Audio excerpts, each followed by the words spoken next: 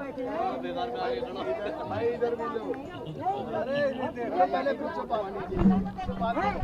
की सभा में मेरे साथ आपके अपने लोकप्रिय सांसद और श्रीमान नरेंद्र मोदी जी के नेतृत्व में बनने वाली सरकार में सबसे सक्रिय विधायक सांसद की भूमिका वाले माननीय जोरदार अपना अभिनंदन करो विदुड़ी जी का।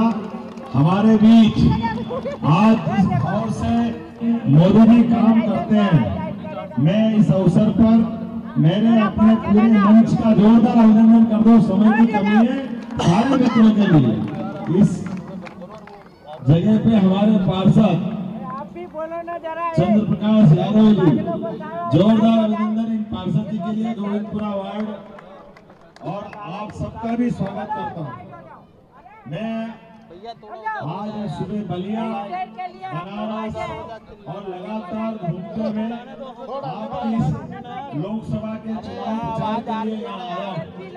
और मैं इस बात को भी देख रहा था कि इनमें ड्रामा भी चला यहाँ, जिस ड्रामे के आधार पर पूरा देश इसको अलग धूप में देख रहा था। मैंने तो अपने मन में आने के पहले ही एक कल्पना की थी कि जब जैसे बारिश होती है, होने वाली बारिश में पहले कई कीट पतंगे अपने अपने ढंग से वो अपनी दौड़ लगाते हैं, और जब घनघोर बारिश होती है तो उनके आप हाल क्या होते बताने की जरूरत नहीं। नरेंद्र मोदी जी की सरकार जिस प्रकार से धूमधाम से बनने जा रही है, लगातार उत्तर दक्षिण पूरब पश्चिम, और दिल्ली वाले तो और भाग्यशाली, साथ की साथ लोकसभा हमारी भाजपा की तरफ जाने को तैयार है। दुनिया की कोई ताकत रोकने वाली नहीं। एक भी सीट जिस प्रकार से समाचार मिल रहे हैं लगातार नरेंद्र मोदी जी के, और होना भी चाहिए। हम तो इस बात के लिए बड़े अलग ढंग से भी देखते हैं। आप अपने इस पूरे वर्तमान के परिदृश्य को देखो, बड़े धूमधाम के साथ एक भाई साहब दिल्ली से पूरा परिवार 5 पीढ़ी हो गए, दिल्ली से दुनिया में राजनीति की बात करेंगे, और एक घर के अंदर सारी ताकत रखना चाहते हैं। 5 पीढ़ी हो गई। मम्मी ने 10 साल पीछे से सरकार चला ली, पापा ने सरकार चला ली, उनकी मम्मी ने सरकार चला ली, नाना जी ने सरकार चला ली, लगातार सरकार दिल्ली से चलाते गए, लेकिन हिम्मत नहीं पड़ी कि दिल्ली की जनता के सामने वोट मांगने जाए, और दिल्ली की जनता भी उनकी असलियत जानती थी।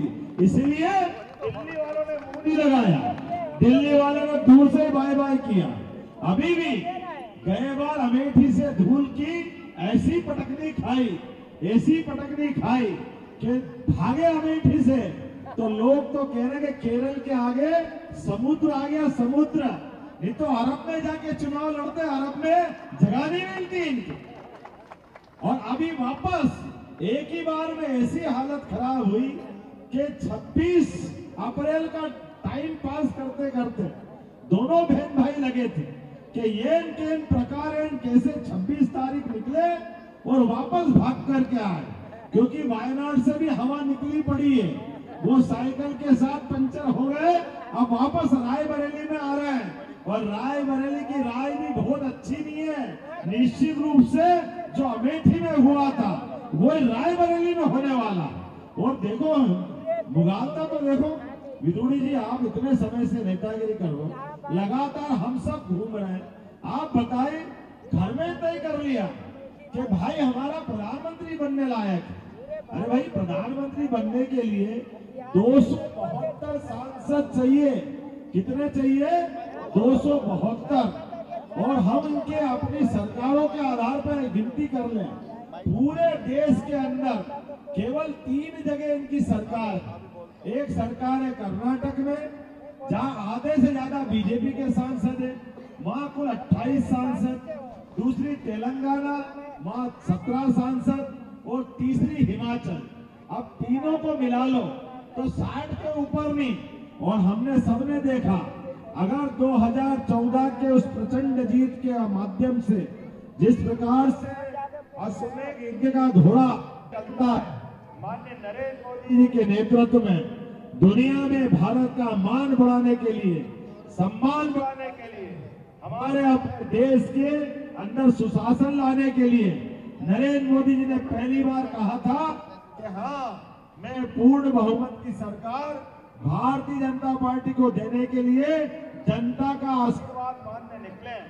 और हमने सबने देखा, एक तरफ ये जहां ये अपनी सीट पिताजी, माताजी, दादाजी, नानाजी उससे बाहर नहीं आ रहे हैं, और एक तरफ 56 इंच का सीने वाला जिसकी अपनी राज्य में भी सरकार उत्तर प्रदेश में भाजपा की नहीं थी, लेकिन देश की सेवा करने का संकल्प था, जनता का आशीर्वाद था, तो 56 इंच का सीना वाला पहली बार बनारस में जाकर के चुनाव लड़ते और धूमधाम से चुनाव जीतते हैं। यह होता लोकतंत्र का मान सम्मान और लोकनायक की पहचान। लगातार एक बार नहीं, 2 बार, पहली बार लगा के हाँ, हमारे देश का व्यक्ति प्रधानमंत्री कैसा होना चाहिए, जिसके भरोसे से जो कहता है वो करके दिखाता है। भारतीय जनता पार्टी के इतिहास में जनसंघ के जमाने से आज तक पूर्ण बहुमत की सरकार और पूर्णतः एक दल की सरकार, अपोजिशन में गैर कांग्रेसी, पहले अटल जी ने भी बनाई थी, जोरदार ताली बजाओ अटल जी के लिए, लेकिन अटल जी की सरकार में 24 दल मिला के बनाने पड़े। 24 दलों के साथ सरकार चलाई थी स्वर्गीय अटल बिहारी वाजपेयी ने, लेकिन 2014 में जो रिकॉर्ड बना, अपने बलबूते पर 272 के बाहर होने का आह्वान किया और धूमधाम से बना। और सरकार बनने के बाद जो मोदी जी ने घोषणा की थी कि मेरी सरकार बनेगी तो देश निर्भीकता के साथ लोकतंत्र का झंडा लाल किले पे ऐसे ही नहीं फहराता है, इस झंडे के साथ डंडा भी लगा हुआ है और डंडे में दम होना चाहिए। और दुनिया ने देखा, पाकिस्तान ने दुम हिलाई तो घर में जाके डंडा पड़ा, उसको ठिकाने लगाने का काम किसी ने किया तो नरेंद्र मोदी जी की सरकार में हुआ। पाकिस्तान के माध्यम से पूरा देश महफूज हुआ।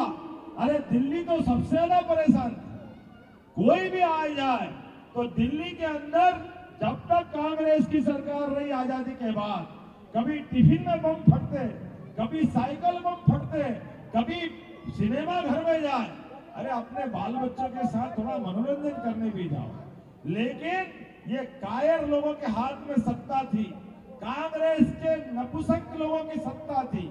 दुर्भाग्य के साथ कहना पड़ रहा है, ये आतंकवादी घटना होती थी और ये बिना शर्म के बेशरम अपनी बात कहते थे, क्या करे, ये पाकिस्तान मानता ही नहीं है, ये आतंकवादी वहां से भेजते हैं, हम इनका क्या करें। माननीय मोदी जी के समय पाकिस्तान ने गलती करी तो वो आतंकवादियों का हाल करा कि पाकिस्तान में जा करके उनको ठिकाने लगाने का काम किसी ने किया है तो हमारी सरकार नहीं किया। मैं जिनके बीच में हूँ, हम में से भी कई के परिवार सेना में हैं। हमारे अपने देश के अंदर वीरों की, महावीरों की, रणबांकुरों की कमी नहीं रही। कमी रही तो नेतृत्वकर्ता की कमी रही। इसके कारण अड़ोस पड़ोस का वो पिद्दी जैसा पाकिस्तान देश, जिसकी आबादी माननीय मोदी जी की पार्टी की संख्या उससे ज्यादा, जोरदार ताली बजाओ भारतीय जनता पार्टी वालों। पूरे देश की पाकिस्तान की जितनी संख्या नहीं है, उससे ज्यादा तो भारतीय जनता पार्टी की सदस्य संख्या है। और इस देश के अंदर 2014 के उस सफल संचालन के बाद जब आतंकवादियों सहित जीएसटी लगातार, क्या अर्थव्यवस्था हमारी सुधार रहे मोदी जी। 11वें नंबर पर 250 साल तक हमारे पे राज करने वाले इंग्लैंड को पीछे छोड़ते हुए 5वीं अर्थव्यवस्था बनाने का गौरव अगर हासिल हुआ तो नरेंद्र मोदी जी की सरकार के माध्यम से हुआ। बेईमानों पे जब कार्रवाई होती है तो हाय रे हाय रे हाय रे, लगातार इनकी हाय चलती रही। ये कुछ भी बोलते रहिए, उसका कोई असर नहीं हुआ। दोबारा प्रचंड बहुमत की सरकार बनी और मोदी जी ने घोषणा की, अब की बार 300 पार। जिसका कलेजा होता है, जिसके साथ वाले ईमानदारी से काम करने वाले होते हैं, जो देश की जनता का दिल जीतना जानता है, तो हमने देखा कि 2019 के चुनाव में 300 पार जो बोला वो हुआ। 303 सीट जीती, जोरदार तालियां 2019 के लिए। और अब की बार जब हम 2024 में कह रहे हैं कि अब की बार 400 पार, तो ये इनको नींद नहीं आ रही। और भगवान की दया से क्या पता नहीं कौन सी गोली खाते, क्या खाना खाते, कितना झूठ बोलते। अरे 400 पार कैसे कह रहा हूं? 400 पार आ ही नहीं सकती है, किसने कह दिया? झूठ बोल रहे हैं। अरे भाई हम तो डंके की चोट 2014 में कहा 272 लाएंगे, डंके की चोट लाए। 300 पार लाएंगे, 300 पार लाए। हमने कहा 400 पार आएंगे, तो हमको तो कह रहे वो आएंगे, तुम्हारे में दम हो और हम झूठ बोला। तुम बोलो ना 500 पार, तुमको किसने रोका? तुम्हारी तो हवा निकल रही है, तुम तो दिल्ली में भी लड़ने को तैयार नहीं। तुम किससे कह रहे हो? और तो और एक और बड़े भाई साहब, झूठ का पहाड़ा लगातार नया कोई पहाड़ा बनाना हो तो आपकी दिल्ली की आप सरकार से सीखे। क्या मालूम कौन सा पेड़ उगाया तो झूठ का ही पेड़ उखाड़ा है। आप बताओ, पहले दिन से झूठ। अन्ना हजारे के साथ भ्रष्टाचार के खिलाफ ये राजनीतिक लड़ाई लड़ेंगे। पहले दिन जो कहा, जो बोला उसका उल्टा ही करते गए। मैं एक छोटा सा दृष्टांत सुनाता हूं। पहले एक आश्रम में से जा करके एक संत ने सिद्धि प्राप्त कर ली। जब वो सिद्धि प्राप्त कर ली तो कई लोगों के कष्ट दूर करते थे। एक गरीब आदमी लगातार उनकी सेवा करता था और वो बहुत साधक था, अच्छा व्यक्ति था। महाराज से उन्होंने कहा, महाराज मेरी जिंदगी बहुत खराब है, घर में बहुत कष्ट है, कुछ भी करके मुझे आशीर्वाद दो, मेरे घर की दशा बदल जाए। बच्चे बहुत तकलीफ में है, पत्नी भी ताने देती है, रिश्तेदार मेरी तरफ मुंह बिचकाते हैं, कुछ मेरा समय बदल जाए, कोई आशीर्वाद दो। बाबा जी को दया आ गई। बाबा जी ने कहा, एक काम कर बेटा, मेरे पास ये शंख है, इस शंख को बजाना, तेरी तू जो मांगेगा वो अपने आप आ जाएगा। बाबा जी की बात पे से सुन करके साधक अपना शंख ले गया और अपने शंख के आधार पर उसने प्रयोग किया कि मेरे को 2000 सोने के असर भी मिल जाए। थोड़ी देर में असर भी आ गई। फिर उन्होंने कहा मेरा मकान ढंग का हो जाए, ढंग का मकान हो गया।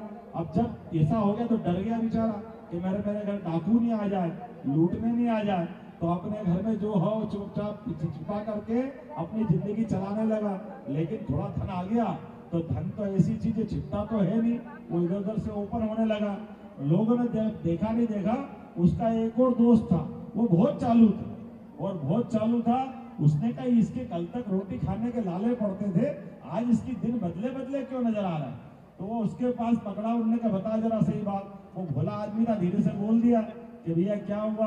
बोले मैंने तो शंख मिला और महाराज जी ने दिया है। बोले उनका पता बताओ। अब ये पता बताने के लिए ढूंढते हुए उनके पास पहुंच गए तो ये मुझे लगता है और महाराज जी मिलकर, और महाराज जी ने कहा भैया क्या हुआ, तेरे को किसने पता बता दिया। बोले महाराज जी मुझे इसने पता बताया, एक शंख मेरे को भी देना पड़ेगा। महाराज जी ने खूब टाला, बहुत टाला, लेकिन टलने को तैयार नहीं हुआ। तो महाराज जी ने कहा ले एक शंख ये ले ले। बोले ये क्या काम करेगा, इसको लालच ज्यादा ही था। बोले साहब ये एक बार उनकी कहना मानता है, एक शंख मेरा डबल करना, ये जो भी दे मैं 2000 बोलूं वो 4000 बोल के आना चाहिए, 4 मिलना चाहिए, डबल मिलना चाहिए। महाराज ने कहा ये बहुत शैतान है। उन्होंने कहा जा ये तू जो कहेगा ऐसे ही कर देंगे।